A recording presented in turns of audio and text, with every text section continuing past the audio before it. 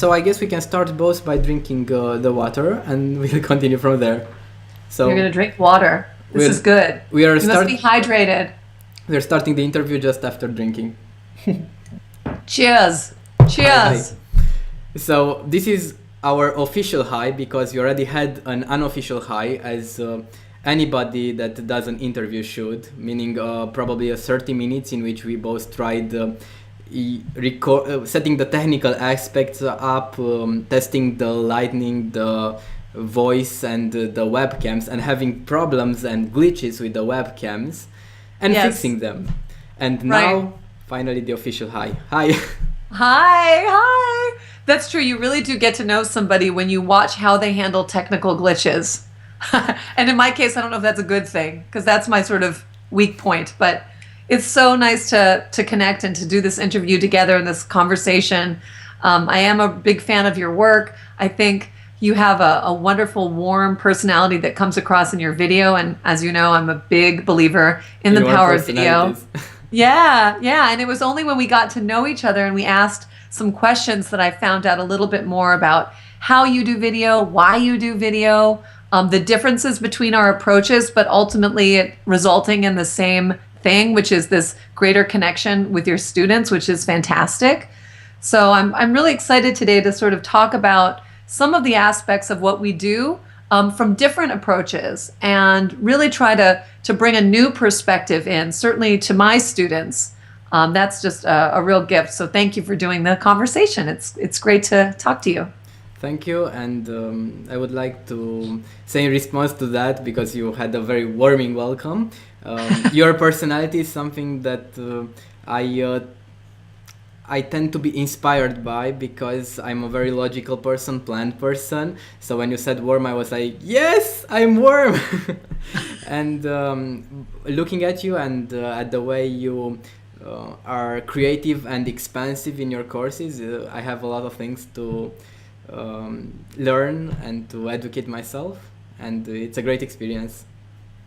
Oh, thank you. Thank you. I mean, I have to say, one thing that I love about this learning community is this sense of supporting one another.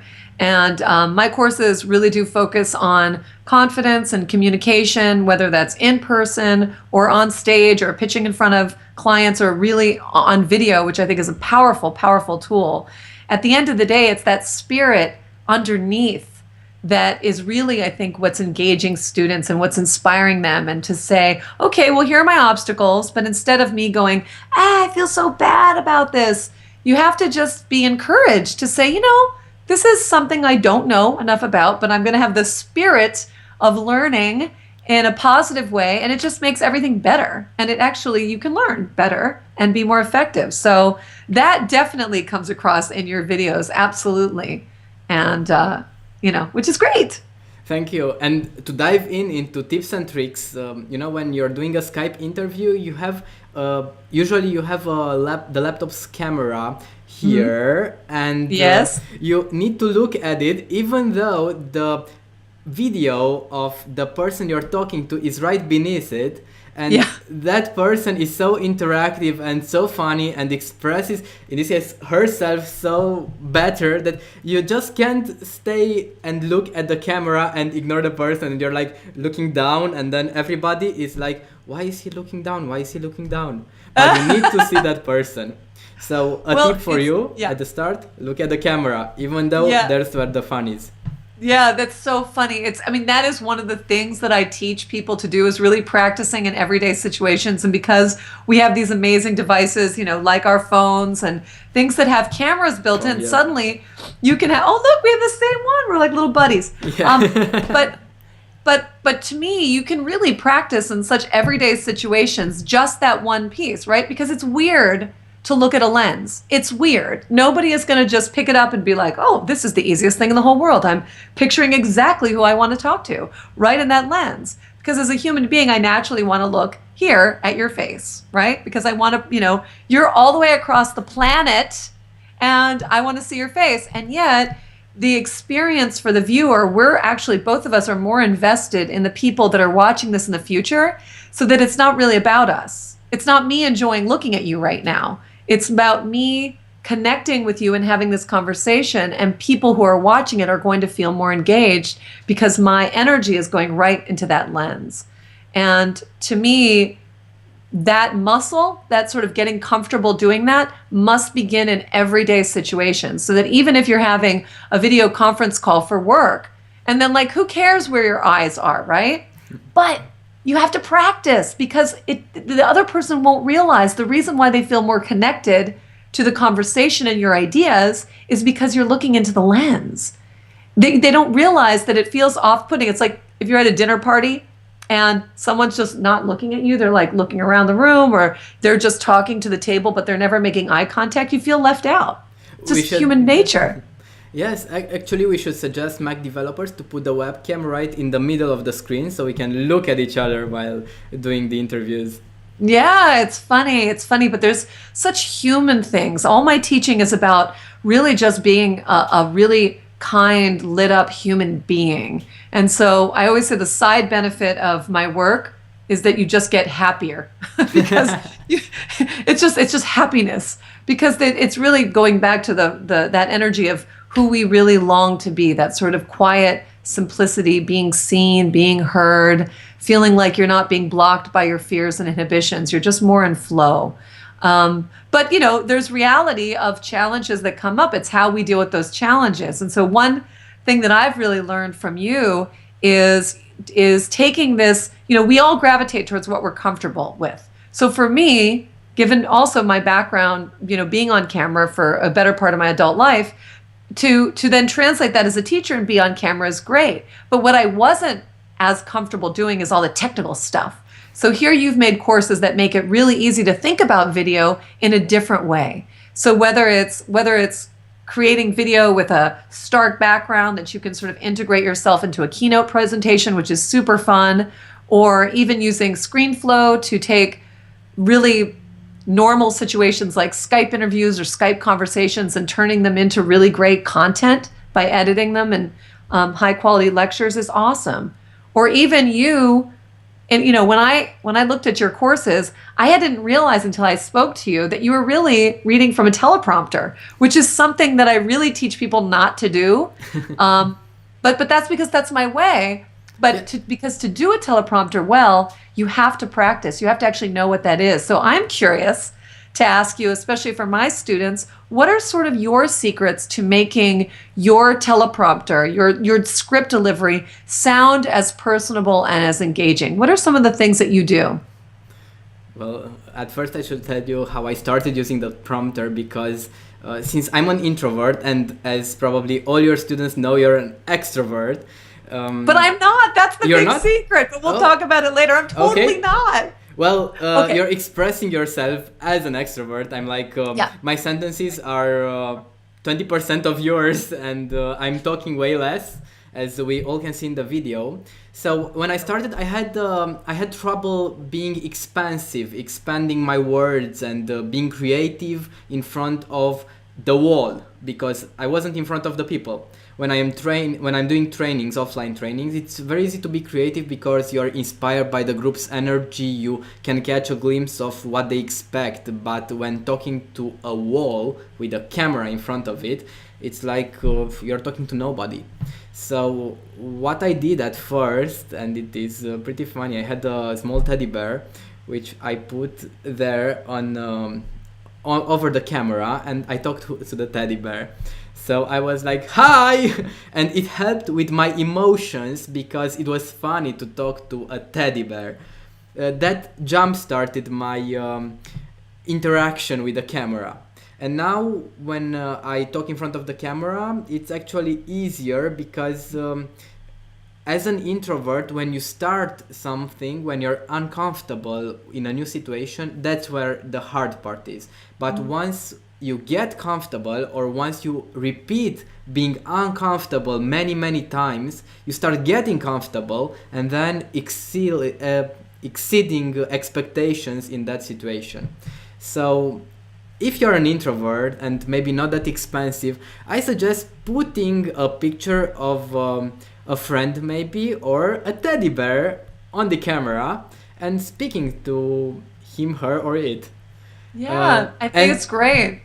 I think it's great. I offer, first of all, I mean, it's funny, but we have a story that we tell ourselves, right? We have a script that we tell ourselves, and I am this, I am that, I am whatever, and we all do it. You know, I'm a vegetarian. I like this kind of music. This is like my definition of myself. Yes. So you can say, I'm an introvert, I'm an introvert, I'm an introvert. And by the way, there's nothing wrong with being an introvert.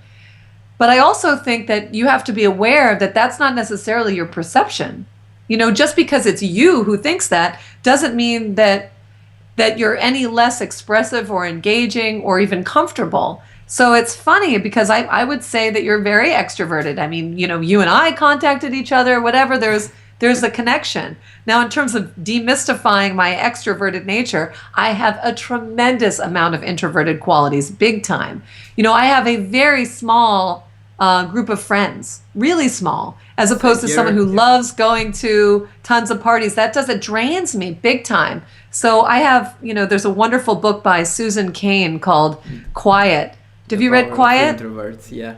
Yeah, it's a wonderful, wonderful book. And I think that there's a lot of misconceptions about introverts and extroverts, but I agree with you in this sort of like, look at me society. We have to balance that part. What keeps us healthy? What keeps us balanced? And for me, it's a lot of introversion. And then when it comes to teaching, obviously, I'm more invested in my students. I'm more invested in my students and in the learning, in the teaching and them learning. So when I look at the lens in the beginning, I had a little Post-it that I would make a little hole, and I would put where the nose would be, and I put it over the lens, and I've got smiley faces. So there's eyes and a nose. And it's true, the more you practice and the more you really know who your tribe is, you know, your fans, your students, you know, who are those people, it becomes more and more personal, so much so that you don't ever think about yourself anymore. You know, you're really sending your message to them, to one person who's kind of that ideal student. So it's cool. But then you made the decision to go ahead and do a script. So can you tell me, do you write everything out? Like, what program do you use? I'd love to sort of give people some insights into the use of teleprompters. Yes, well, I had a few test runs. Let's say I started doing courses in which I talked freely, and it was all right. I spoke freely. I got a decent video in which I was creative, but since I'm not a native English speaker, when talking freely, I had to choose between my accent or my creativity. So when I was being creative, I lost my accent, and I spoke in a Romanian English accent that wasn't quite beneficial to the person listening. But once I wrote everything down and I used the prompter, I was able to concentrate on delivery because everything there was to think of was just there in front of me. So it helped me tremendously. And it was actually very easy to create a prompter. I just wrote the text down, and the advantage being that I could edit the text and make it more powerful, use power words, repeating key points, and doing having an editor, a friend of mine, that helped me edit the text so that it was very persuasive. And then just putting it on my iPad and putting the iPad behind the webcam with which I recorded myself. So while I was looking at the webcam, I was actually looking at the prompter. And there's a lot of free prompter software for iPad, so it went... There you go.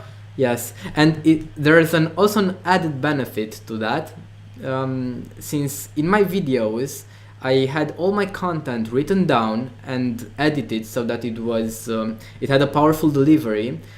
I had roughly 95% of the text needed to convert that course into a book. So basically, in one of my courses, about DISC, about the personality test, I just converted the text from the course into a book that had only a few minor edits, like look at the screen, translate it to check the text below, or things like that. Right. And you have a book instantly. That's fantastic. And where do you sell that book? Do you On use it as a Amazon. sales, as a marketing tool? Yes, I started selling it in as a in the Kindle format, but after a while I found Create Space, which is serviced by Amazon, in which you can deliver the books physically, and the books are distributed by Amazon. So basically, I have the paperback and the Kindle version now. Right.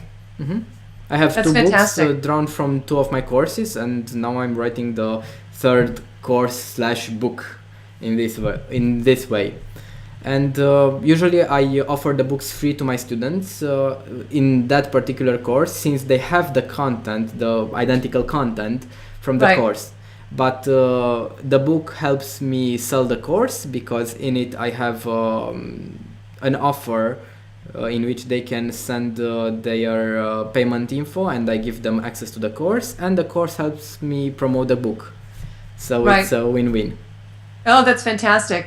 One thing along those same lines is that one thing I'm looking into right now is to actually taking my videos and transcribing them. So using the YouTube caption feature, so that they will generate automatic captions, which is about 80% accurate.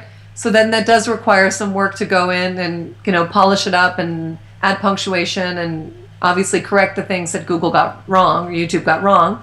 But also generating a tremendous amount of content that way.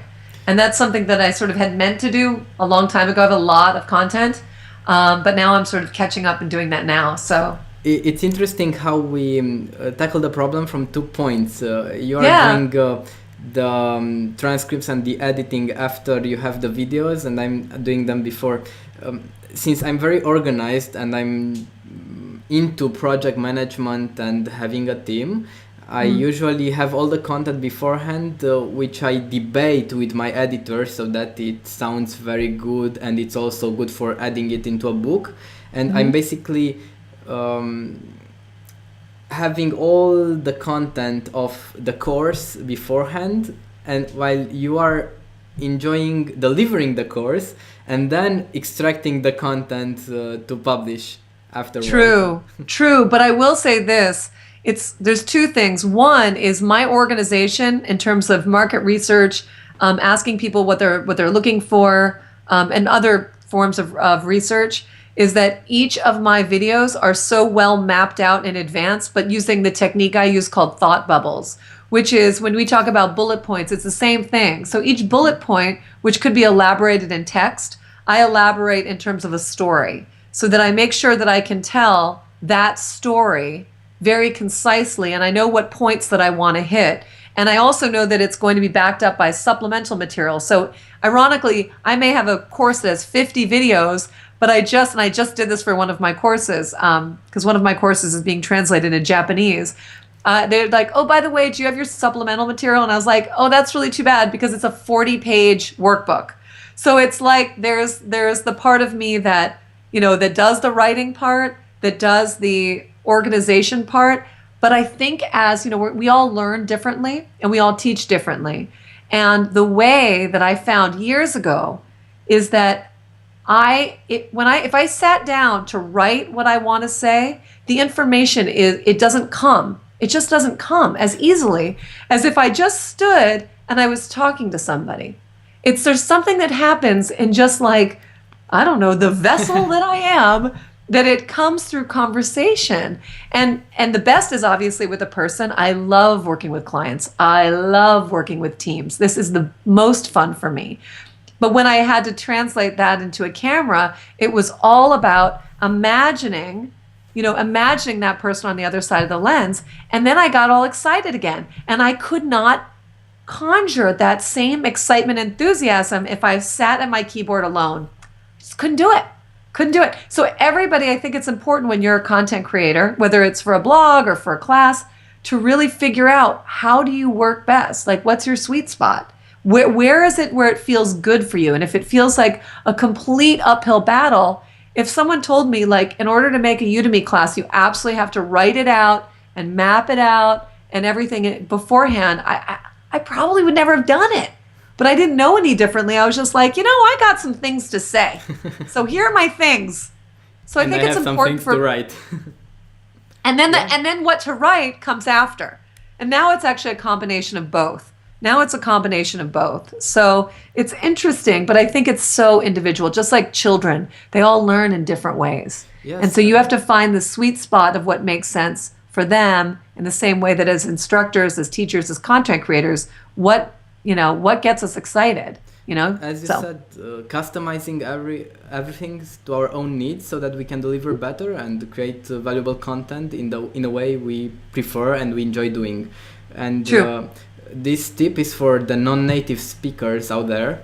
When I started out, I didn't have an English accent, so basically I couldn't deliver it in a very powerful American way. I delivered it talking like this in Romanian.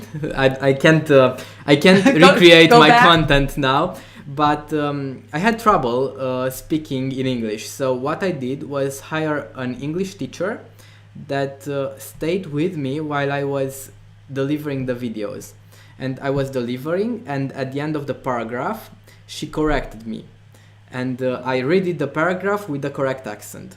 And after a few hours, we usually had a 2-hour session. In the first hour, we looked over the content, I spoke it, and she corrected me. And in the last hour, we recorded. And this helped me tremendously and improved my English considerably. So if you're non-native English speaker, please hire an accent coach or an English teacher that can help you with your delivery. It will help tremendously, and after a few sessions, you'll just progress naturally. Okay, can I just say, one thing that you do that I absolutely love and I want to bottle is this idea of looking at the areas where you want to polish and going into them instead of resisting them or feeling bad about them or judging yourself. I work with a lot of people that do have accents, and to me, I am like so impressed that you speak English as beautifully as you do. And if only I could speak Romanian, if only I could speak all the other languages when people come to me and they think, oh, this isn't, and they have this heaviness about them. And to me, that is such a great lesson about, one, not taking it so personally. And you're right, in terms of the marketplace, to be able to really connect with an English speaking audience, because it is a predominant language in the online learning world, especially you're pairing up with an American company, that for you to just understand that let's soften that barrier a little bit so that I can make sure that it's easier to be heard without saying like, oh, I'm never going to do this. This is too hard. This isn't fair. When are they going to create the Romanian Udemy empire? Like, that's the spirit of everything. I think that's just amazing. So I really applaud you. One of the courses that I'm including for your students too is also some extra exercises to bring your awareness to the very specific things, to listen to your own voice. Part of my background, I have extensive, theatrical training. This is not acting. I'm not teaching anybody how to act, but I am teaching people how to critically observe. Are you someone that has vocal patterns that maybe get in the way? One of my biggest pet peeves, especially for women, is this idea of rising intonations at the end. And I don't know where this translates in other languages, if there's a habit that can present itself in Romanian, but rising intonations is everything ending in a question, even when you don't know if you're saying a question, because what happens is that you just don't know everything. You just don't sound like you know what you're talking about. And I can watch really successful people do this, and they don't understand that habitually it sends a message of uncertainty. And even by just recording yourself speaking, whether it's with friends, whether it's with business, whether you're recording yourself for a course, have the compassion to listen and say, here's where I need to improve.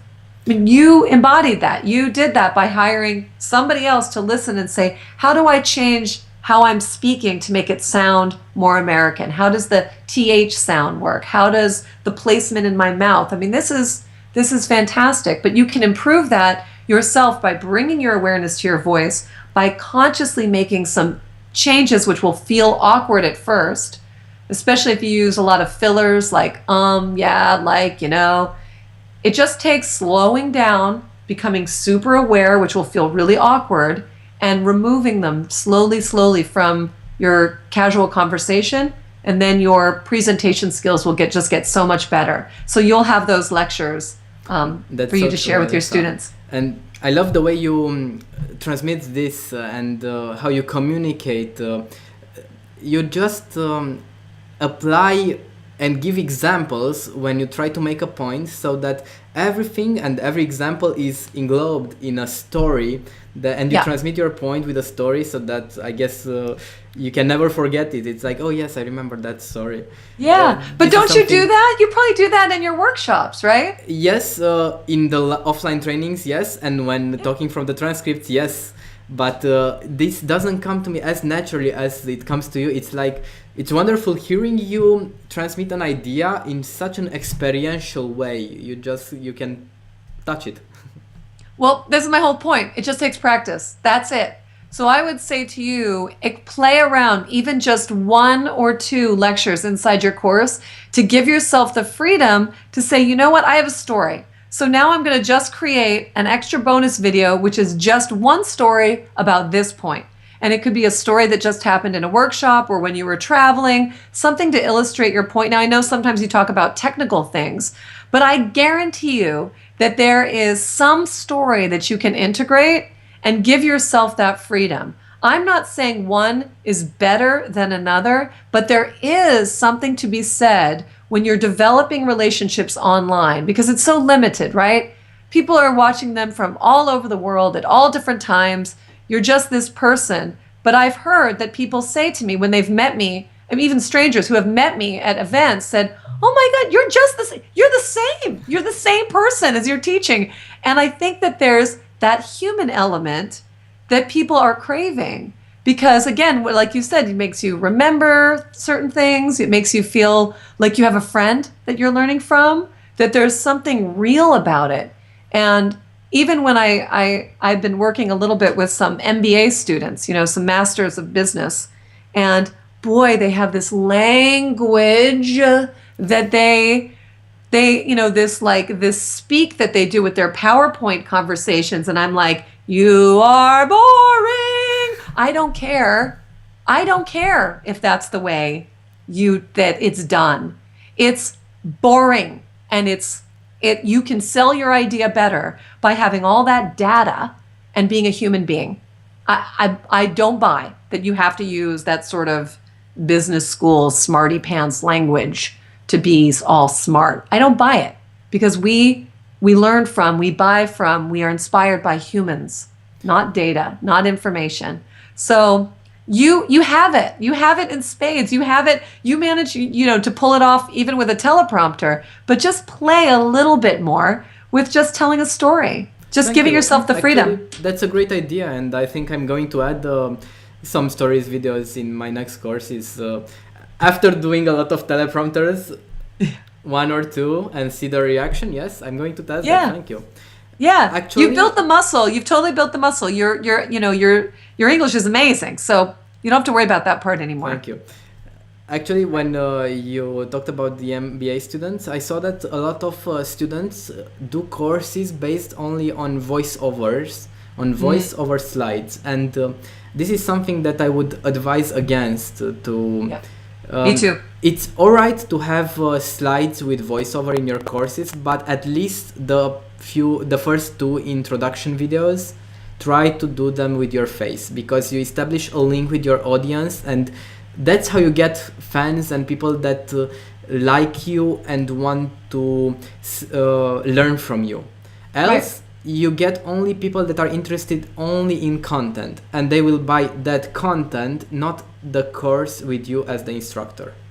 And you don't want to get fans of content. You want to get fans of the holistic you and the content, because this is how you deliver in a way that the students learn, not in a way that the students note down 2 or 3 points.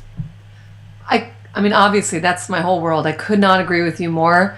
I also think that it's true, you bring an excellent point, which it's not just about the learning material. You want to inspire them to maybe do actions outside of your course. So whether that's following your blog or following you on social media, or just giving yourself the freedom, because right now we're talking about Udemy, we're talking about an online learning marketplace, but there is this dance between what exists on Udemy and what exists on your own course. And as a business owner or as a content creator, you want to be able to think expansively to bring that marketplace to other activities that you're doing where you offer other things, whether it's a live workshop, whether it's a membership to something else. You know, they'll go where they want to go. And I think by getting to know you, you're right. They're not just getting their information and moving on.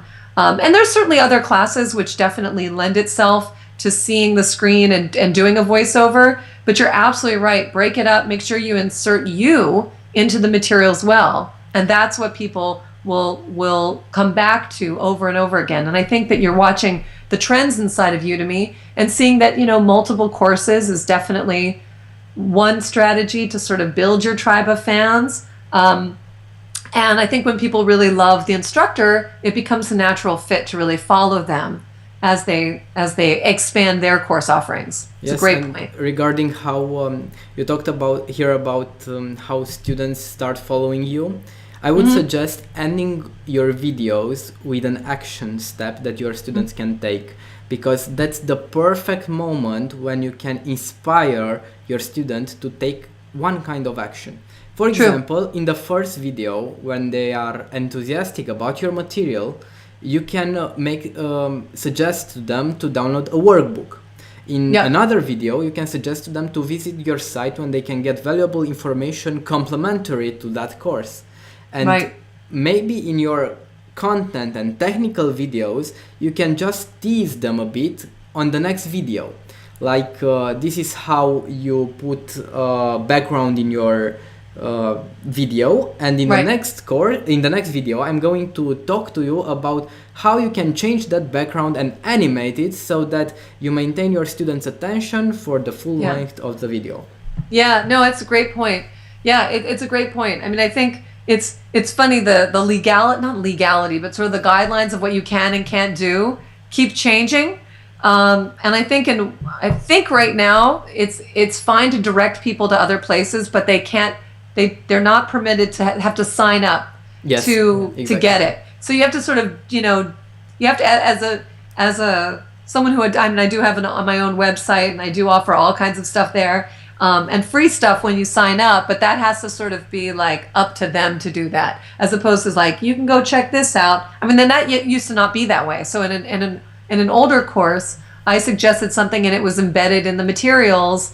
But because things changed, by the time people go directed back there at one point, they did have to sign up to actually get that. So you have to be a little bit, you know, the guidelines will always change. So it's they change, and then someone says, "You're not doing this right." It's like, I've been around for 4 years. Things have changed a lot. Actually, that's a good thing, because at the beginning on Udemy there were a lot of courses that were just sent there and just give me more students, and then Udemy raised their standards, and even though those courses stay in the marketplace, the new courses are have a harder time to enter, but they are higher quality.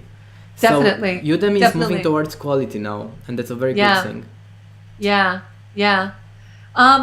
It's exciting. I mean, it's really exciting. I think at the end of the day, I mean, I've had the privilege of really speaking to a lot of the folks at Udemy, and it's so true that their spirit of how they are building this business, whether you like some of the things that they're doing or you don't, they're really open. They're open to hearing you. They're open to learning from you. They're open to make it a better experience for the students. Yes, for the instructors, but really it's about the students. So that was really in alignment with why I create courses and why I do what I do, is that anytime I am more invested in their learning than like me, it's just better. Everything is better. Better. So that's why I think that for people who are considering creating a course, it is not a get rich quick. Let me tell you, but it is an amazing vehicle that I think is really going to continue to grow and grow and grow. So it's really still the perfect time to get started, And it's putting your great for brilliant message on camera.